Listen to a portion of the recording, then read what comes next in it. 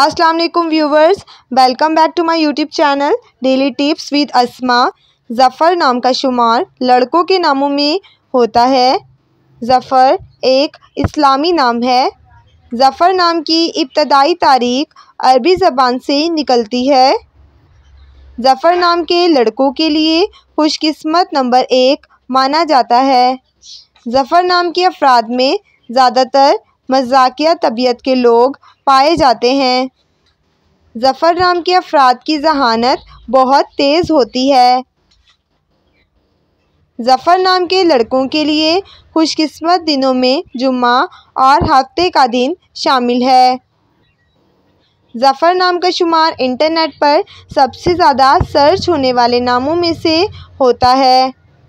ज़फ़र नाम का मतलब है फ़तह पाने वाला। खुशकिस्मती वाली धातुओं में हिस्सों के हिसाब से लोहा शामिल है। ज़फ़र नाम के अफराद के लिए मुआफ़िक रंगों में काला, बनफशी और नीला रंग शामिल है। ज़फ़र नाम के अफराद के लिए खुशकिस्मत पत्थरों में नीलम पत्थर शामिल है।